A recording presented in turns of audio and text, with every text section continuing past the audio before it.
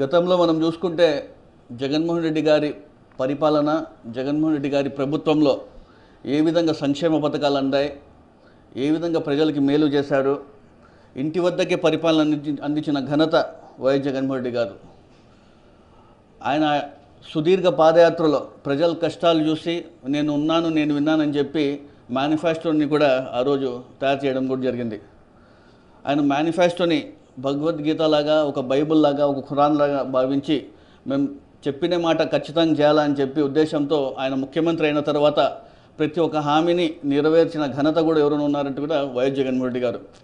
ఆ రోజు సంక్షేమ క్యాలెండర్ రిలీజ్ చేసి ప్రతి నెల కూడా పేదలకు ఇంటి వద్దకే చేరాలి, పేదలు బాగుండాలా, ప్రతి ఒక్క పేదడు కూడా ఏ కార్యాలయం చుట్టూ తిరుక్కోకుండా ఇంటి వద్దకే సంక్షేమ పథకాలు, వాళ్ళకి చెప్పిన హామీలన్నీ కూడా ఇంటి వద్దకే చేర్చాలనే ఉద్దేశంతో ఆయన చెప్పిన విధంగా కూడా ఈరోజు చేసిన ఘనత ఎవరున్నారు కూడా వైఎస్ జగన్మోహన్ రెడ్డి గారు. అదేవిధంగా ఇప్పుడు చూసుకుంటే కన్నా కొత్త ప్రభుత్వం, కూటమి ప్రభుత్వం ఏర్పాటై 8 నెలలు అవుతోంది. చంద్రబాబు నాయుడు గారికి ముందుగానే ఎవరు నమ్మరు. ఆయన ఎన్నికల ముందు ఒక మాట్లాడతారు, ఎన్నికల తర్వాత ఇంకొక మాట్లాడతారు. అయినా ఎప్పటికీ కూడా వాళ్ళు చేసిన మార్కెటింగ్ కానివ్వండి, సోషల్ మీడియా స్టంట్స్ కానివ్వండి, వీడియోస్ కానివ్వండి, ప్రజలు నవరత్నాల్ని మర్చిపోయి సూపర్ 6ని నమ్మిన విషయం కూడా మనం అందరం చూసాం. గతంలో చూసుకుంటే కినా ప్రతి ఒక్క సంక్షేమ క్యాలెండర్ ప్రకారంగా ఇంటి వద్దకే పథకాలు అందిన విషయం కూడా మనం చూసాం. అయినా ఇప్పటికీ సూపర్ 6 అని చెప్పి చంద్రబాబు నాయుడు గారు అమ్మఒడి పేరుతో మేము అమ్మఒడి ఇచ్చేదానికి వాళ్ళు ప్రతి ఇంటికి వెళ్ళి వాళ్ళ క్యాండిడేట్స్ చెప్పేవాళ్ళు, నీకు 15,000, నీకు 15,000, నీకు 15,000, ప్రతి ఇంటిలో ఉండే ప్రతి విద్యార్థికి 15,000 ఇస్తామని చెప్పి అదొక సోషల్ మీడియా కానివ్వండి, ఆ స్టంట్స్తో ఏ విధంగా ప్రజలు మోసపోయినారు కూడా మనం ఒకసారి గమనించాలి. అదేవిధంగా ప్రతి ఒక్క రైతుకి ఎవ్రీ ఇయర్ 20,000 ఇస్తామని చెప్పారు, అది ఎక్కడ పోయింది. మరి నిరుద్యోగ భృతి 3,000 రూపీస్ ఇస్తామన్నారు, అదెక్కడ. అదేవిధంగా ప్రతి మహిళకి ఉచిత బస్ సౌకర్యం కల్పిస్తామన్నారు, దీపావళి అన్నారు, దసరా అన్నారు, సంక్రాంతి కూడా ఇంతవరకు దాన్ని ఊసేయలేదు, అది కూడా చెప్పడం జరుగుతుంది. అనేక పథకాలు ఈరోజు సూపర్ 6 అని చెప్పేసి ఎలక్షన్ ముందే వాళ్ళు ఇచ్చిన హామీలు, వాళ్ళ మార్కెటింగ్ కానివ్వండి, వాళ్ళ సోషల్ మీడియా స్టంట్స్ కానివ్వండి, వాళ్ళ వీడియోస్ కానివ్వండి, అన్నీ వైరల్ చేసి ప్రజలకి మభ్యపెట్టి మోసం చేసి అధికారంలోకి వచ్చారు. కానీ ఈరోజు 8 మంత్స్ అవుతున్నా కూడా చంద్రబాబు నాయుడు గారు సూపర్ 6 హామీల్లో ఫెయిల్యూర్ అయ్యి ఆ ఫెయిల్యూర్లో సూపర్ 6 కొట్టినారనే విషయం అయితే నేను గట్టిగా చెప్తున్నాను.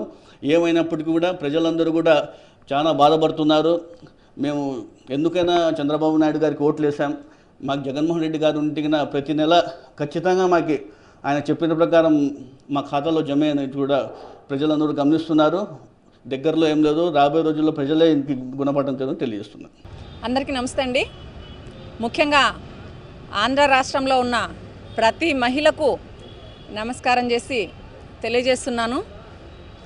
ఈనాడు కూటమి ప్రభుత్వం ఆంధ్ర రాష్ట్రంలో ఉన్న ప్రతి మహిళకు, ప్రతి విద్యార్థికి, ప్రతి యువకునికి ఎంత మోసం చేసిందో, వెన్ను మీద ఎంత గుదిబండ పెట్టిందో ఈరోజు చంద్రబాబు నాయుడు గారు మన రాష్ట్ర ముఖ్యమంత్రి గారి మాటల్లోనే తేటతెల్లమైంది. ఈనాడు చెప్తున్నారు, ఆనాడేమో ఈ నెల రేపు నెల, ఈ నెల రేపు నెల అని లోకేష్ బాబు గారు చెప్తే, ఈనాడు పూర్తిగా చంద్రబాబు నాయుడు గారు నేను చేయలేను, డబ్బులు లేవు, ప్రజలు అర్థం చేసుకోవాలి, సూపర్ 6 పథకాలు అమలుకు సాధ్యం కాని హామీలు నేను ఇచ్చినాను అని చెప్పి ఈరోజు నిస్సిగ్గుగా ఒప్పుకుంటున్నారు ఒక రాష్ట్ర ముఖ్యమంత్రి గారంటే అసలు మాట్లాడడానికే చాలా ఎబ్బెట్టుగా అనిపిస్తోంది. ఇంత సీనియర్ అయిన ఒక నాయకుడు, ఒక రాష్ట్ర ముఖ్యమంత్రి, ఇన్నిసార్లు ముఖ్యమంత్రి చేసిన నాయకుడు ఒక మాట చెప్తున్నాడు, ఖచ్చితంగా మాకు ఈ హామీలు అమలు అవుతాయి అని. నిన్ను నమ్మి, మీ కూటమి ప్రభుత్వాన్ని నమ్మి మీకు ఓటు వేసిన పాపానికి ఈరోజు అమ్మఒడి ఎంట్రీ, అమ్మఒడిని మూసిపెట్టేసి సూపర్ 6లో అమలుకు సాధ్యం కాని ప్రతి హామీని చెప్పి ప్రజలను మోసం చేసి నమ్మించి వాళ్ళ నడ్డి విరిచి ఈరోజు చేత కాదంటే ఏం తమాషాలు చేస్తున్నారా? ఖచ్చితంగా మీరు చెప్పిన హామీలు అప్పు చేస్తారో, లోకేష్ బాబు గారికి ఉన్న ఆస్తులు అమ్ముతారో, ఖచ్చితంగా ఈరోజు హామీలు అమలు చేయాల్సిందే. అమలు చేయకుంటే ప్రజల తరఫున మేము ఎంతటికైనా పోరాటానికి సిద్ధం. మీరు ఈరోజు నిజంగా మీరు చేత కాదంటున్నారు కదా, ఆంధ్ర రాష్ట్రంలో ఉన్న ప్రతి మహిళకు మీరు ముక్కు నేలకు రాసి నేను తప్పు చేశాను, నన్ను క్షమించండి, ప్రభుత్వం దగ్గర డబ్బు లేకపోయినా ఒక్క సీఎం కుర్చీ కోసం మాత్రమే నేను అబద్ధం చెప్పానని ఒప్పుకోండి. అప్పుడైనా కాస్తో కూస్తో మీ మీద జాలి కలుగుతుంది. కానీ ఎప్పుడూ తప్పుడు మాటలే, ఎప్పుడూ అబద్ధాలే. మీ రాజకీయ జీవితం అంతా అదేదో ఆ రోజు రాజశేఖర రెడ్డి గారు అంటూ ఉండేవాళ్ళు, చంద్రబాబు నాయుడు గారు నిజం చెప్తే మీ శిరస్సు 1000 ముక్కలు అవుతుందని. అదే ఈరోజు నిజంగానే స్వర్గీయ రాజశేఖర రెడ్డి గారు ఏం చెప్పారో అదే అమలైంది. మీరు నిజం అంటూ ఇంతవరకు ఇప్పటికీ చెప్పలేదు, ఇంకా అయిపోయింది మీ కాలము. అయినా కూడా అబద్ధాలు చెప్పి అబద్ధంతోనే కాలం గడుపుతున్నారు. ఇంతమంది మహిళలను మోసం చేశారు, ఇంతమంది యువకులను మోసం చేశారు. ఖచ్చితంగా వాళ్ళ బాధ మీ శాపనార్థాలే మీకు కొట్టుకుంటాయని చెప్పి నేను మీకు తెలియజేస్తున్నాను. మీకు 15,000, మీకు 15,000, మీకు 18,000 అని సైకిల్ మీద ఎక్కి పచ్చ చొక్కాలు వేసుకొని తిరిగి ప్రచారం చేశారు కదా నిమ్మల రామానాయుడు గారు. కానీ ప్రతి ఒక్కరు టీడీపీ వాళ్లే కాదు, కూటమిలో ఉన్న పవన్ కళ్యాణ్ గారు కావచ్చు, బీజేపీ పార్టీ కావచ్చు, మీరందరూ కూడా బాధ్యులే. ఈరోజు ప్రజలకు, ఆంధ్ర రాష్ట్ర ప్రజలకు మీరందరూ కూడా క్షమాపణలు చెప్పాలని మీకు తెలియజేస్తున్నాను. ఖచ్చితంగా మీరు ఇచ్చిన హామీలు నెరవేర్చకపోతే మాత్రం మేము మా తరఫు నుంచి ప్రతి ఒక్కరికి, ప్రజలందరికీ అండగా ఉండి మేము పోరాటం చేస్తాం. మీరు దిగొచ్చి ఈరోజు హామీలు నెరవేర్చాలని చెప్పి తెలియజేస్తున్నాం.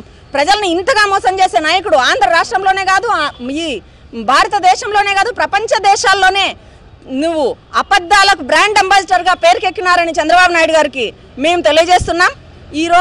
ఆ రోజు అదే పనిగా ప్రచారం చేసి పవన్ కళ్యాణ్ అంత హైపుకు పోతే ఈరోజు మీరు నోరు విప్పండి.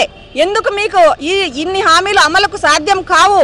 మీరు చెప్పాలి, పవన్ కళ్యాణ్ గారు ముందుకు బయటకు రావాలి, మీరు నిజం చెప్పాలి. ఈరోజు మీరు ప్రజలకు క్షమాపణ చెప్పాలి.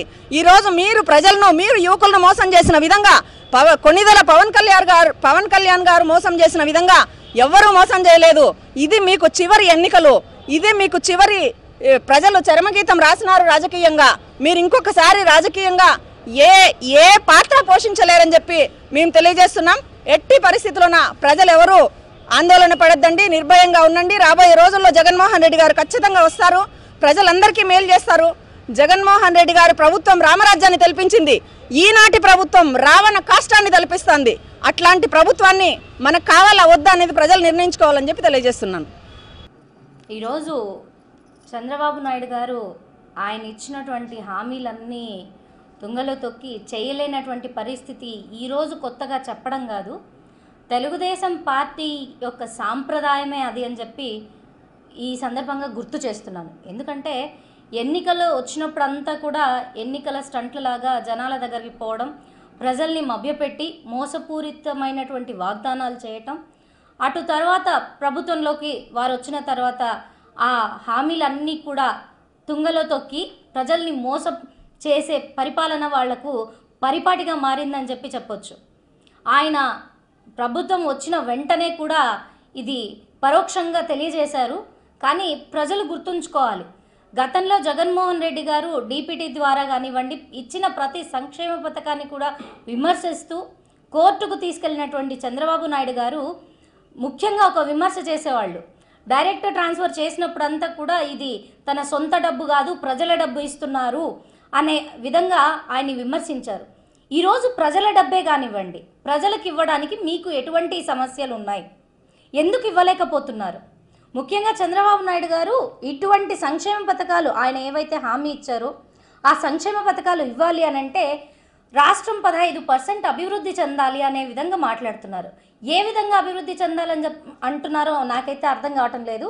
అంటే చంద్రబాబు నాయుడు గారు ఏ రకంగా ఎలక్షన్ల ముందు ఆయన ఏ రకంగా అఫిడవిట్లో పేర్కొన్నారో ఆయన ఆస్తుల వివరాలు ఎలక్షన్ల తర్వాత రాష్ట్రం పేరిట అప్పులు చేసి ఆ అప్పులన్నీ సొంత ఖాతాల్లో వేసుకొని ఈరోజు రాష్ట్రంలో అత్యధికమైన ఆస్తులు కలిగినటువంటి ముఖ్యమంత్రి ఎవరు అని అంటే తన పేరు లిస్టులోకి వచ్చే విధంగా ఆయన సొంత సంపదని సృష్టించుకోవడంలో ఉన్నటువంటి నిమగ్నం, అటువంటి చిత్తశుద్ధి ప్రజలకు ఇచ్చినటువంటి హామీలు నెరవేర్చడంలో లేదన్నది ఇక్కడ స్పష్టమవుతుంది.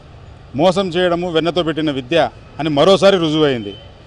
గతంలో 2014 ఎన్నికల ముందు కూడా చంద్రబాబు గారు ఇచ్చిన ఏ హామీని కూడా నిలబెట్టుకోక మళ్ళీ 2019 ఎన్నికల ముందు ఆ హామీల్ని పూర్తి చేసేదానికి ప్రయత్నం చేశారు.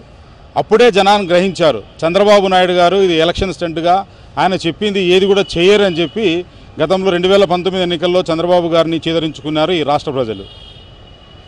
ఈ మధ్యకాలంలో మళ్ళీ 2024 ఎన్నికల్లో చంద్రబాబు నాయుడు గారు ఇచ్చిన హామీల్ని మా వైఎస్ఆర్ కాంగ్రెస్ పార్టీ ముఖ్యమంత్రి అయిన జగన్మోహన్ రెడ్డి గారు ఆనాడే చెప్పారు, చంద్రబాబు నాయుడు గారు చెప్పేది ఏది కూడా ఆయన చేయరు అని చెప్పి ప్రజలకు అర్థమైనట్టు కూడా వివరించారు. వివరించిన పిమ్మట చంద్రబాబు నాయుడు గారు ఒక బహిరంగ సభలో మాట్లాడుతూ నేను ఇవ్వలేనంటున్నాడు జగన్మోహన్ రెడ్డి, నేను ఎందుకు ఇవ్వలేను, జగన్మోహన్ రెడ్డి ఇచ్చినప్పుడు అన్నారు. అలాంటప్పుడు ఈరోజు చంద్రబాబు నాయుడు గారు మీరు ఎందుకు ఇవ్వలేకపోతున్నారు, మీరు ఇచ్చిన కేవలం సూపర్ 6లో హామీలనే మీరు ఇవ్వలేకపోతున్నారు, మీరు ప్రజల్ని నమ్మించి మోసం చేయడం మీకు బాగా వచ్చే విద్య అది.